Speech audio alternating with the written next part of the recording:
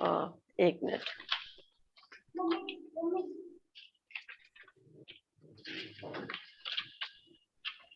एक minute pen ले लो।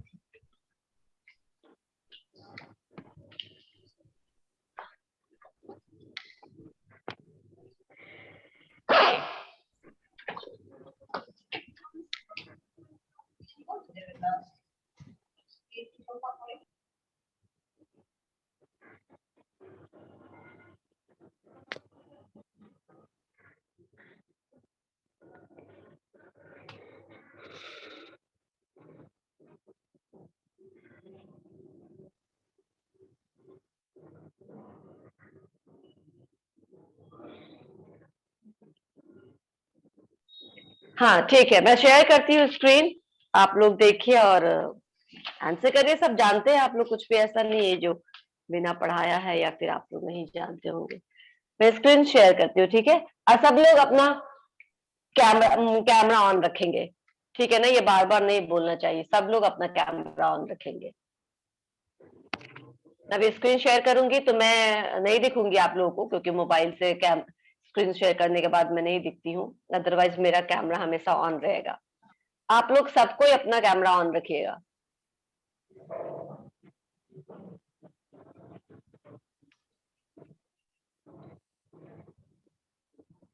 कोई अगर आए वेटिंग में तो मुझे बता देना, क्योंकि यहाँ से मुझे अब ये भी नहीं पता चलेगा कि कोई बच्चा वेटिंग में है।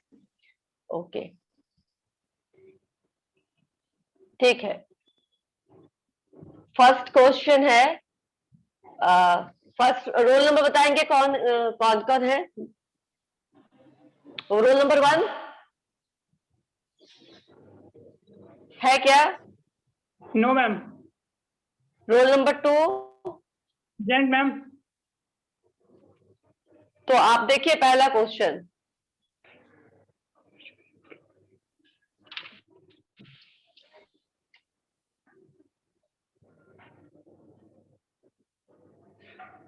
मैम इसका फर्स्ट ए आंसर होगा।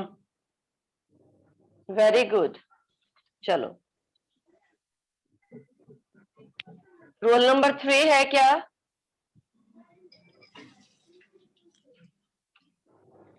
Role number 4? अंकित रोल है ma'am. Number 5? Ma'am ma'am roll ma'am number 4 है रोल ना? Number 4 ma'am. अंकित Yes, अभी sir. मेरी एक मिनट आवाज आ रही है ना? Yes ma'am. कोई बात यस नहीं। मैम ये आ रही सेकंड है। क्वेश्चन देखो, सेकंड क्वेश्चन यस देखो। मैम। और जिन दूसरे से भी जो पूछा जाता है उसको भी देखो सुनो, ठीक है ना।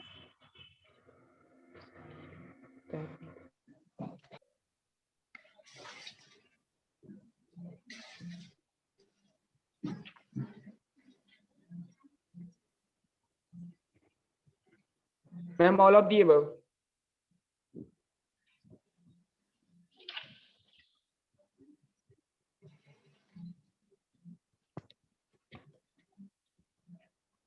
ठीक, 4 ठीक है। 5 roll number, 6, 7, 8। Yes ma'am. Durgesh, Durgesh ये थर्ड क्वेश्चन है।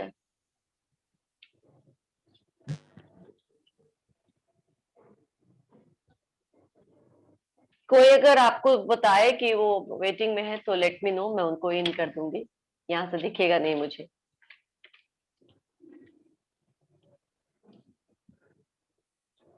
ये हो जाएगा मैम। क्या है इसका आंसर? ये ओके अच्छा, और कौन है इसके बाद? 9? Yes ma'am. 4th?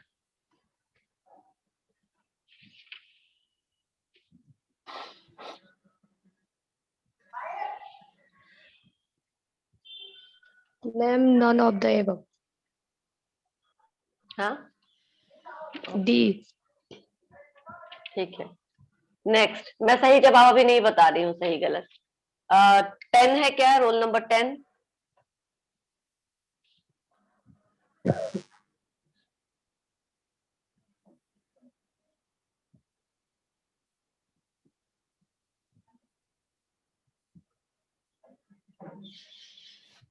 Roll number 10 नहीं है। 11 11 आवाज आ रही है कहीं से, प्लीज म्यूट कर लीजिए। 11 12 यस मैम। ठीक है, ये क्वेश्चन देखो, फोर्थ वन।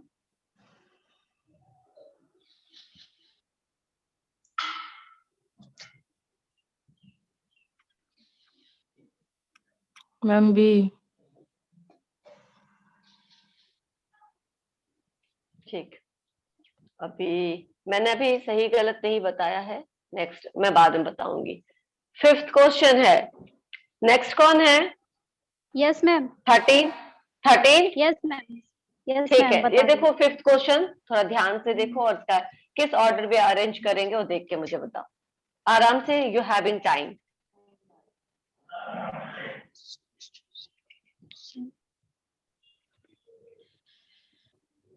किस सीक्वेंस में ये होगा?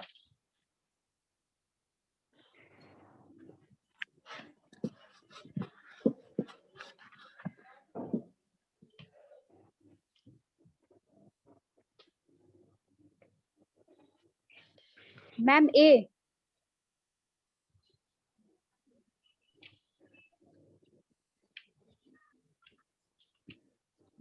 तुम क्या देख के आंसर कर रही हो? यहाँ सीक्वेंस है नीचे, ABCD देखा तुमने नीचे?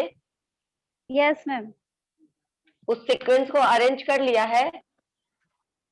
एक मिनट मैम, एक मिनट।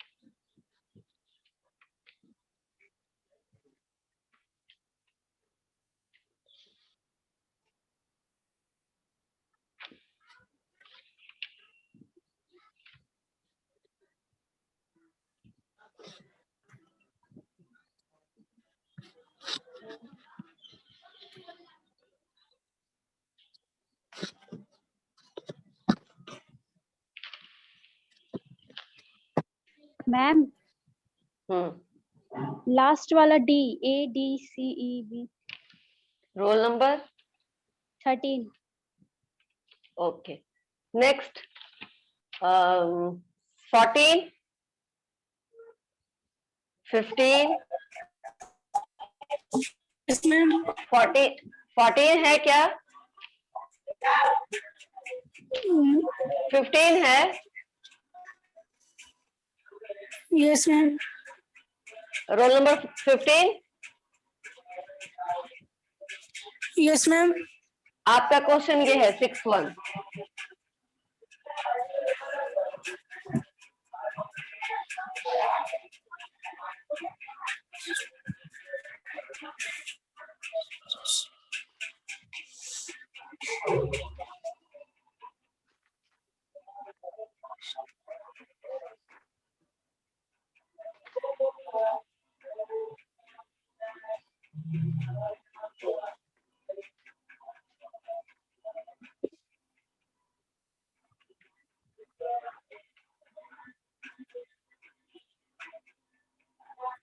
Hello ma'am. हाँ हाँ मैम बोलो, रोल नंबर 1 six- अमृत में है। अच्छा, वेटिंग रूम में है, मैं उसको अभी ले लेती हूँ। रोल नंबर 15 आप देखिए, एक मिनट।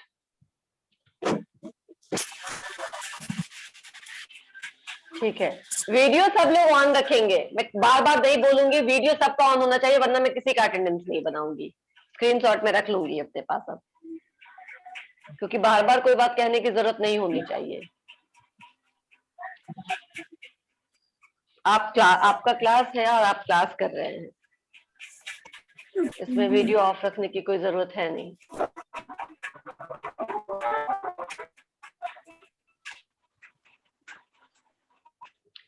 हाँ, रोल नंबर 15 आपका क्वेश्चन है, ये 6 नंबर है।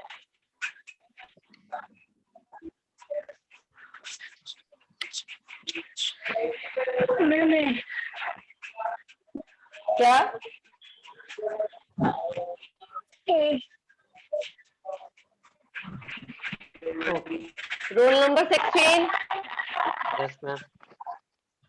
हाँ, आप देखिए 7th क्वेश्चन।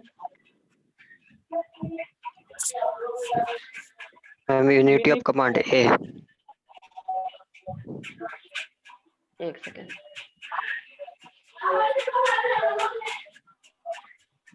विनीता म्यूट करो। हाँ, बाकी लोग म्यूट कर लेंगे जहां से नॉइज आ रही है। मैम ए मैम। ठीक है।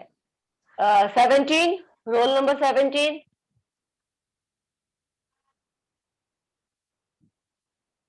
नहीं है। Roll number 18। नहीं है ये भी।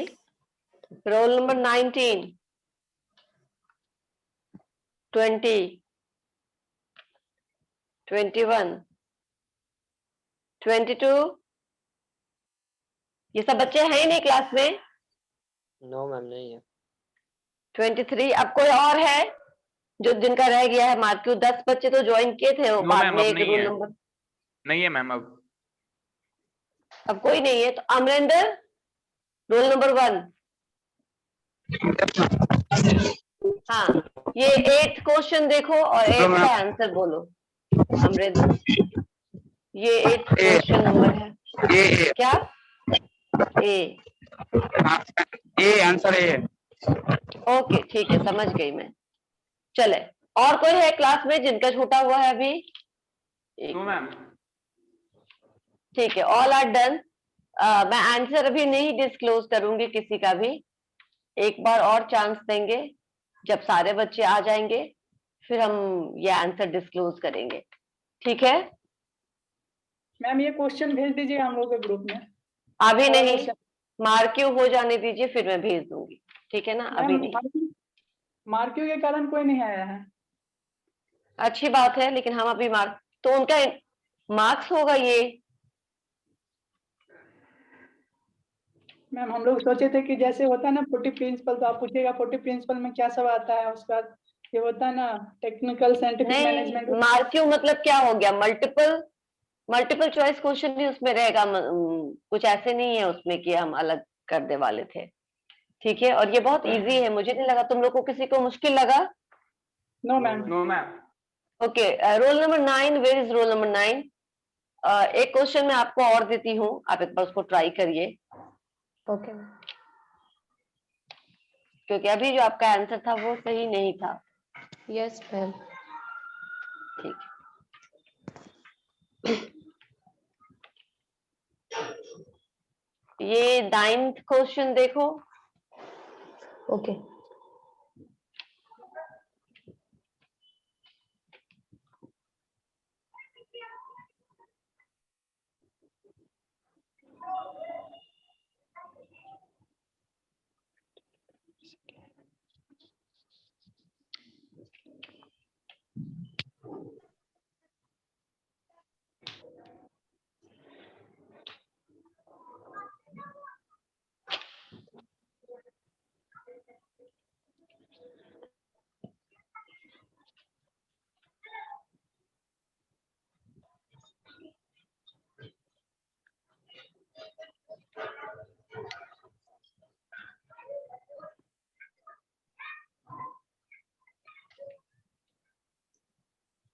Ma'am, A.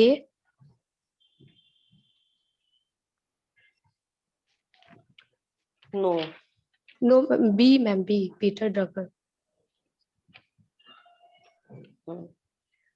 ठीक है,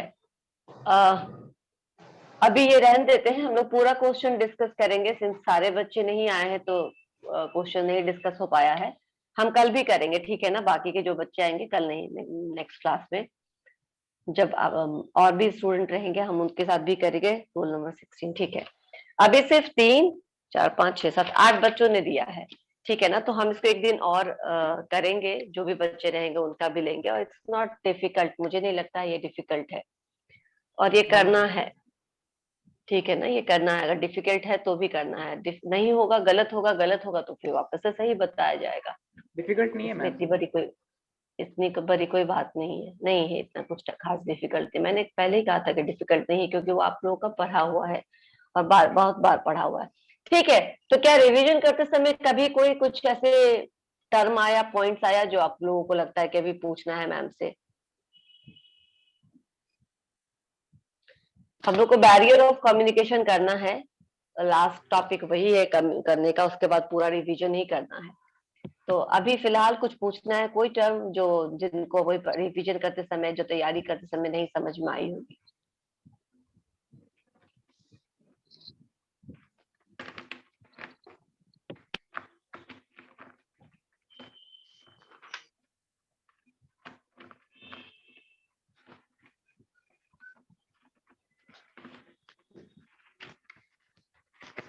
किसी को? Durgesh, yes ma'am. कोई चीज कुछ पूछना है यस मैम। जो नहीं समझ में आई हो अभी तक? मैम मेरा डाउट है। ठीक है, पूछिए। मैम मेरा है। हाँ पूछो अंकित, मास इंटर पूछो दुर्गेश। मास इंटरव्यूइंग प्रोग्राम और bank wiring observation room experiment क्या कहते हैं? हैथ्रॉन एक्सपेरिमेंट आपको नहीं समझ में आया इन शॉर्ट, है ना? हैथ्रॉन एक्सपेरिमेंट आ गया, इसके लिए तो दो है, bank wiring observation room experiment और मास इंटरव्यूइंग प्रोग्राम। मास इंटरव्यूइंग प्रोग्राम में तो ये होता है कि वहाँ में 60 लोगों का इंटरव्यू लिया जाता है और उसका ऑर्गेनाइजेशन के प्रति क्या विचार है वो लिया हाँ। जाता है। लेकिन यहाँ पे बैंक वायरिंग एक्सपेरिमेंट में यहाँ पे कह रहा है कि 14 लोगों का ग्रुप बनाया जाता है, जिसमें हर ग्रुप को जो होता है वो अलग अलग काम असाइन किया जाता है। लेकिन एक चीज मुझे समझ में नहीं आ रही कि वो 14 रिजल्ट जो है उनका रिजल्ट जो है वो लिखा हुआ है कि the worker have failed to achieve targets due to following reason: unemployment problem, unusually high standard protections of workers and satisfactions of management। तो ये मैम ये समझ में आ रहा है मेरे actually bank wiring room experiment अपने तरीके से।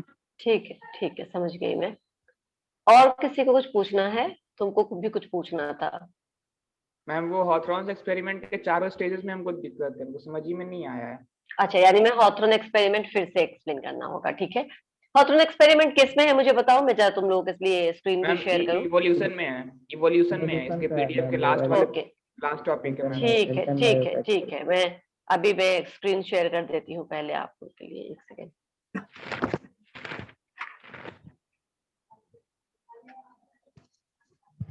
Ma'am Hawthorne's experiment human behaviour के स्टडी करने के लिए वो किया गया था ना?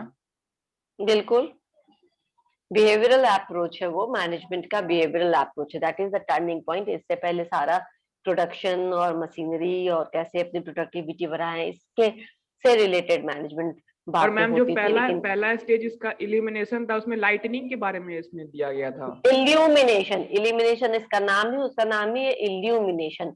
इल्यूमिनेशन मतलब इल्यूमिनेट करना, रोशनी करना। हाँ, लाइटिंग से बेस्ड था वो। Yes ma'am. मैम इसमें एक बार थोड़ा बहुत एक वो समझा दीजिएगा तो क्लियर हो जाएगा मैम ये। अच्छा ठीक है। हॉथरॉन स्टडीज डिटेल में मुझे कहीं दिख नहीं रहा, एक सेकंड।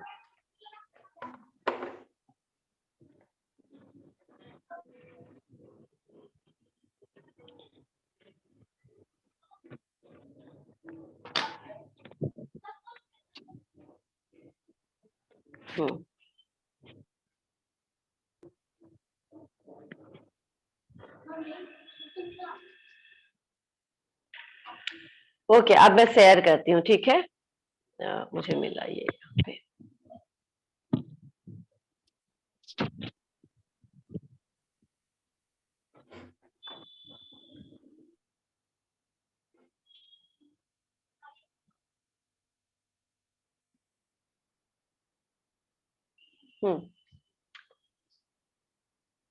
ओके, देखो बिहेवियरल अप्रोच से पहले जो भी था, अटेंडेंस हो चुका है हमारा क्लास का। मैं जितने भी बच्चे प्रेजेंट थे मार्क के लिए, मैं उनको अटेंडेंस प्रेजेंट मार्क करूंगी, बाकी को एब्सेंट मार्क करना है, राइट? इसीलिए अटेंडेंस पे अभी टाइम नहीं हमको देना होगा। हॉथरन एक्सपेरिमेंट क्या बोलता है? हॉथरन एक्सपेरिमेंट से पहले हमने बिहेवियरल अप्रोच में देखा था कि किस किस चीजों पर ध्यान देने की बात हुई थी। डिसेंट्रलाइजेशन, कि कैसे हम डिसीजन मेकिंग को डिसेंट्रलाइज करें। उसके बाद पार्टिसिपेटरी डिसीजन, इन सब चीजों के थ्रू क्या हो सकता था, आप अपने एम्प्लॉय को अपने काम में इन्वॉल्व कर सकते थे, उनको मोटिवेटेड रख सकते थे। सेकेंड है पार्टिसिपेटरी डिसीजन, कि उनको डिसीजन मेकिंग में पार्टिसिपेट करवाइए, यानी उनको हमेशा ऑर्डर लेकर के ये मत बोलिए कि उनको क्या करना नहीं करना, बल्कि उनको बोलिए कि ये प्रॉब्लम है और आप इस प्रॉब्लम को किस तरीके से सॉर्ट आउट कर पाएंगे, क्या आपको सॉल्यूशन लगता है, अपने सॉल्यूशंस बताइए, फिर हम उसको फॉलो करेंगे। और तीसरा था बिहेवियरल अप्रोच में, तीसरा था कि सेल्फ मोटिवेटेड एम्प्लॉय को हम किस तरीके से डेवलप कर सकते हैं। ऑब्वियसली पार्टिसिपेशन के थ्रू, उनसे बातचीत करने के, उनको डिसीजन मेकिंग के लिए कैपेबल बनाने के थ्रू, इन सब चीजों से हम उनको क्या कर सकते हैं, उनको सेल्फ मोटिवेटेड रख सकते हैं। जब हम उनको खुद उनके प्रॉब्लम सॉल्व करने देंगे, जब हम उनको ऑटोनॉमस देंगे, फ्रीडम देंगे, तो वो खुद अपनी प्रॉब्लम को कैसे सॉल्व करे इसके बारे में सोचेंगे। इस बिहेवियरल अप्रोच में एल्टन मायो और कुछ और भी लोग, ठीक है ना, उन एक्सपेरिमेंट में शामिल हुए। एल्टन मायो अकेले ही नहीं एक्सपेरिमेंट करते, और भी उनके साथ 2 लोग थे जो उन्होंने इस एक्सपेरिमेंट को अंजाम दिया। तो उन्होंने हॉथरन एक्सपेरिमेंट किया ताकि वो इनफॉर्मल ग्रुप्स, इनफॉर्मल रिलेशनशिप्स, किस तरीके के कम्युनिकेशन का, जैसे ओपन कम्युनिकेशन है, एवरी डायगोनल है, वर्टिकल है, अपवर्ड कम्युनिकेशन है, डाउनवर्ड कम्युनिकेशन है, किस तरीके का पैटर्न ऑफ कम्युनिकेशन है, स्केलर चेन है या फिर गैंग प्लैंक है या फिर दोनों का भी मिश्रण है, कौन सा चेन ऑफ कम्युनिकेशन है, इंटरनल लीडरशिप का क्या पैटर्न है, ये सब स्टडी किया था हॉथरन एक्सपेरिमेंट में। समझ में आया कि लोग इनफॉर्मल ग्रुप में कैसे काम करते हैं, इनफॉर्मल ग्रुपिंग्स क्यों इंपॉर्टेंट है, इंपॉर्टेंट है भी या नहीं है, फॉर्मल ग्रुपिंग से ही काम हो जाएगा। क्या ऑर्गेनाइजेशन में इनफॉर्मल रिलेशनशिप होना चाहिए या बिल्कुल पर्सनल रिलेशन, बिल्कुल प्रोफेशनल रिलेशनशिप होना चाहिए, एज ए ब्यूरोक्रेसी मैनेजमेंट जो बोलता है उस तरीके का होना चाहिए। ये सारे एक्सपेरिमेंट्स उन्होंने किए। Elton is usually popular as a father of human relation management philosophy, ठीक है ना, ह्यूमन रिलेशन थॉट जो है ना वो उसके फादर माने जाते हैं। अब ह्यूमन रिलेशन में क्या एडवोकेट किया गया, हॉथरन एक्सपेरिमेंट में के अंदर क्या क्या ऑब्जर्व किया गया और क्या क्या देखा गया। सी एल्टन मायोस ह्यूमन रिलेशन अप्रोच, सबसे पहले तो ह्यूमन रिलेशन अप्रोच के हिसाब से management is the study of behaviour and people at work, ठीक है ना, जो लोग वहां पे काम कर रहे हैं उनका आपस में प्रोफेशनल और पर्सनल रिलेशनशिप कैसा है, इसकी स्टडी ही ह्यूमन रिलेशन अप्रोच कहलाती है। पहला पॉइंट क्लियर हुआ। अब Elton Mayo Harvard School of Business में पढ़ते हुए उन्होंने वेस्टर्न इलेक्ट्रिक कंपनी जो हॉथरन में थी, हॉथरन वर्क कंपनी का नाम था वेस्टर्न इलेक्ट्रिक कंपनी, जो हॉथरन शिकागो में हॉथरन है, उसमें उन्होंने कुछ एक्सपेरिमेंट्स किए। अब ये जो एक्सपेरिमेंट है, पहला क्या है, इल्यूमिनेशन एक्सपेरिमेंट। इल्यूमिनेशन एक्सपेरिमेंट में क्या हुआ, देखो, from this experiment it was revealed that productivity could be increased not only by improving the working environment but also through informal social relation among the members of the working group। मैं बताती हूँ इसमें क्या हुआ था, ठीक है, इसमें मैंने बहुत ज्यादा डिटेल में नहीं लिखा है क्योंकि वो फिर आपको लेंदी लगने लगता, इसीलिए मैंने बहुत छोटे में इसको लिखा है। लेकिन ये हुआ क्या था कि दे ट्राई टू डू, कि उन्होंने एक जगह है, ठीक है ना, वर्किंग इन्वायरमेंट को बताने के लिए कि कैसे वर्किंग इन्वायरमेंट से रिलेटेड होता है अपना वर्क कंडीशन, ठीक है। तो उन्होंने क्या किया कि उन्होंने एक जो भी उनका ऑफिस था वहां पे कुछ लाइट, कम लाइट थी, ठीक है ना, डीम लाइट थी, वहां पे उन्होंने क्या किया कि रोशनी को थोड़ा बढ़ा दिया, ठीक है, समझ में आई। अब रोशनी को बढ़ा दिया तो देखा कि प्रोडक्टिविटी क्या हुई, इंप्रूव हो गई, बढ़ गई, ठीक है। उसके बाद उन्होंने क्या किया कि रोशनी को थोड़ा स्टेबल रखा तो भी प्रोडक्टिविटी वैसी ही रही, बढ़ी हुई ही रही। फिर उन्होंने क्या किया, रोशनी को थोड़ा कम कर दिया, कभी कभी इतना कम कर दिया कि डीम मूनलाइट तक उसको ले गए, और वहां पे क्या हो गया कि प्रोडक्टिविटी में थोड़ा स्लो डाउन दिखा। इसका क्या मतलब है कि आप सिंपल समझो कि जो वर्किंग एनवायरनमेंट है, जो वर्किंग कल्चर है, वो अगर कंड्यूसिव नहीं रहेगा, ठीक है ना, अगर जो चीजें हमें चाहिए काम करने के लिए वो सब चीजें हमें नहीं मिलेंगे, तो फिर क्या होगा, प्रॉब्लम होगा काम करने में। लेकिन उन सब चीजों में कितनी भी बढ़ोतरी आप कर देंगे उससे बहुत ज्यादा इंप्रूवमेंट नहीं हो जाएगा, एक समय में जाकर के वो क्या हो जाएगा, स्टैटिक हो जाएगा। मतलब कि क्या हो जाएगा, स्थिर हो जाएगा। समझ में आया? Yes ma'am. उसके बाद आप उस रोशनी को कितना भी बढ़ाओगे तो उसके बाद वो फर्दर नहीं बढ़ेगा, वो वहीं पे जाकर के रुक जाएगा। यानी कुछ समय तक तो आपको इसका फायदा होता है रोशनी को बढ़ाने का किसी भी जगह पे, लेकिन उसके बाद क्या हो जाता है, वो स्थिर हो जाता है। उसके बाद आप कितना भी रोशनी बढ़ा दीजिए तो उससे कुछ फर्क नहीं पड़ता। हाँ, करेक्ट। तो ये कौन सा एक्सपेरिमेंट हो गया? इसी को हमने इल्यूमिनेशन एक्सपेरिमेंट कहा। ठीक है? Yes ma'am. फिजिकल फैक्टर्स की बात कर रहा है ये, light of the work place हो या फिर कोई और फिजिकल फैक्टर हो, उसका असर प्रोडक्टिविटी पे। मैंने ये शॉर्ट में लिखा है, मैं तो तुम्हें बता दूं, लेकिन ये एक्सपेरिमेंट यही था कि आपको रिलेट करो इसको कि फिजिकल फैक्टर से काम करने के लिए जिन चीजों की आवश्यकता है, जैसे मेरे पास लैपटॉप होना चाहिए, इंटरनेट कनेक्शन होना चाहिए, कैमरा होना चाहिए, सब कुछ है। ठीक है, सब कुछ यहाँ पर है, राइट। अब मेरी प्रोडक्टिविटी को इम्प्रूव करने के लिए जितनी चीजें होनी चाहिए, मान लो उसमें से कोई एक चीज नहीं है, इंटरनेट कनेक्शन बार बार टूट जाता है, हम लोगों ने पहले देखा था, ऐसे पहले हम लोगों को मिल रहा था, अब जाकर के सब कुछ स्टेबल हो गया है। तो क्या होता था कि क्लास हिंड्रेंस होता था, प्रॉब्लम होता था, हम जिस तरीके से चाहते थे उस तरीके से नहीं कर पाते थे। तो क्या क्या वहां के, मान लो रोशनी की वजह से प्रॉब्लम हो रहा है या इंटरनेट की वजह से प्रॉब्लम हो, तो उस प्रॉब्लम को हमने क्या किया, सॉर्ट आउट कर दिया। ठीक है, यस मैम। सॉल्व कर दिया। उसके बाद क्या है, देखो इन द फर्स्ट सीरीज, पहले सीरीज ऑफ एक्सपेरिमेंट्स में क्या किया गया, उस ग्रुप ऑफ वर्कर्स को दो सेपरेट ग्रुप में डिवाइड कर दिया गया। एक ग्रुप को बहुत ज्यादा हाईलाइट में इंट्रोड्यूस कराया गया और इस ग्रुप का जो एक्सपेरिमेंटल चेंज हुआ वो दूसरे में को क्या हुआ, अनदर ग्रुप को क्या किया, कंट्रोल्ड ग्रुप बनाया गया। मतलब उनको भी दिया गया लेकिन कांस्टेंट इंटेंसिटीज ऑफ इल्यूमिनेशन में, इनका जो इल्यूमिनेशन है बढ़ाया नहीं गया, इनका स्थिर रखा गया दूसरे ग्रुप का। तो रिसर्चर्स को क्या मिला, as they increase the illumination in the experimental group both groups increase production. जैसे जैसे उन्होंने इल्यूमिनेशन को बढ़ाया दोनों ही ग्रुप का काम बढ़ा, लेकिन जब घटाया गया तो the production continue to increase in both group. घटाने के बाद भी दोनों ग्रुप के जो प्रोडक्शन थे क्या हो गए, वो कंटिन्यू रखा, वो घटा नहीं। समझ में आया? Yes ma'am.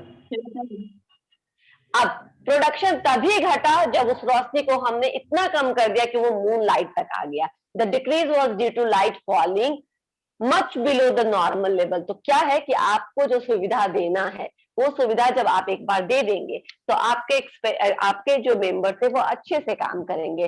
उस सुविधा में फर्दर आप फिर कितनी भी बढ़ोतरी करेंगे, जैसे हमने देखा कि अब एक बार जब कांस्टेंट हो गया, जितना हमको इंटरनेट चाहिए, जितना हमको कनेक्टिविटी चाहिए, जितना हमारा जो प्रायर नीड्स है वो सारे फुलफिल हो गए, उसके बाद उसको फर्दर तुम बढ़ाए जा रहे हो। हमारा काम 4 GB में चल रहा है लेकिन आप उसको 10 GB कर देते हो, तो क्या हमारी प्रोडक्टिविटी बढ़ जाएगी?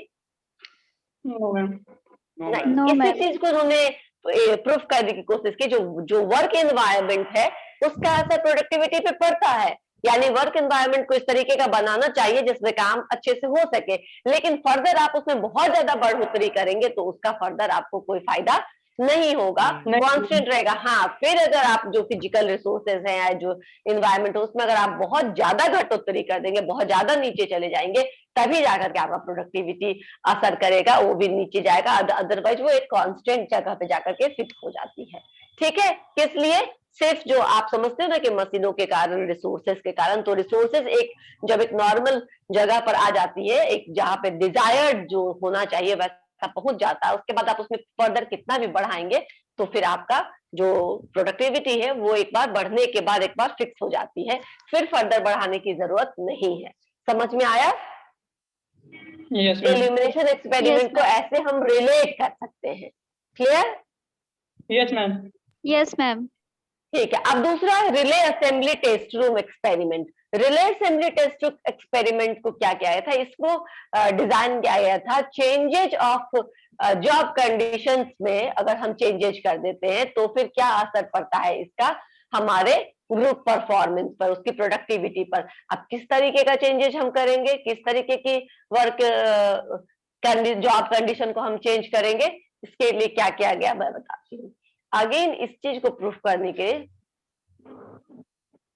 कुछ ग्रुप्स जो बनाए गए वर्कर्स के, एक्चुअली इसको बोला जाता है कि गर्ल्स के ग्रुप बनाए गए और उनको चूज किया गया कि आप अपने और कोवर्कर्स को चुन लीजिए, अपने पसंद के कोवर्कर्स को चुन लीजिए जिनके साथ आप कंपैटिबल है, अच्छा लगता है। The work related to the assembly of telephone relay, जो काम था वो टेलीफोन रिले का असेंबली करना था। ईच रिले, जो जितने भी रिले थे वो क्या थे, नंबर ऑफ पार्ट, सारे each relay consisted of A number of part which got assembled into finished product. ठीक है, अभी क्या हुआ, जितना भी आउटपुट आया इसका वो डिपेंड किया कि स्पीड एंड कंटिन्यूटी जो है गर्ल्स का वो कैसा रहा इस चीज से related. Actually relay assembly test room में क्या क्या है कि कुछ कुछ चीजें को चेंज कर दिया गया, जैसे कि वर्किंग आवर्स को छोटा कर दिया गया, रेस्ट पीरियड को थोड़ा सा ज्यादा बढ़ा दिया गया, जो फिजिकल कंडीशन है उसको नॉर्मल कर दिया गया, इम्प्रूव कर दिया गया, बेटर हाइजीन, बेटर जैसे ये एरेशन है, वहां पे वेंटिलेशन है, लाइटिंग है, वो सब प्रॉपर हो गया, ना ज्यादा गर्मी ना ज्यादा ठंडा, तो जो सुपरविजन है वो फ्रेंडली रहा। और हाँ, लोगों को आपस में फ्रीली अलाउ किया गया कि आप इनफॉर्मली वे में एक दूसरे से बात कर सकते हैं, जरूरी नहीं कि आप तभी बात करें जब आपको कुछ काम से रिलेटेड का बात करनी हो, आप इन जनरल बातें भी कर सकते हैं। इनफॉर्मल ग्रुप को उन्होंने फॉर्म होने दिया, अलाउ किया बनाने को। ठीक है, अब जो एक्सपेरिमेंट हुआ तो देखा गया जो प्रोडक्टिविटी और मोरल है दोनों बढ़ा हुआ था। For productivity and moral way maintain even if the improvement in the working conditions way withdrawn, जबकि थोड़ा सा कमी भी हो गया था वर्किंग कंडीशन में तो भी ये प्रोडक्टिविटी इंप्रूव रहा। ये क्यों रहा, क्योंकि सोशियो साइकोलॉजिकल फैक्टर से लोग आपस में बातचीत करके, एक दूसरे के हेल्प करके, एक दूसरे का प्रॉब्लम समझ करके, अपने स्ट्रेस को या अपने तनाव को आउटले करके, रिले करके क्या हो गए, नॉर्मल हो गए थे। ठीक है ना, वो उन काम को कर सकते थे अच्छे से, क्योंकि तनाव में जब रहते हैं तो काम नहीं हो पाता है। और जो इनफॉर्मल ग्रुप होता है वो उनको अलाउ करता है टेंशन फ्री होकर के काम करने का। समझ में आ रहा है अभी दुर्गेश? Yes ma'am.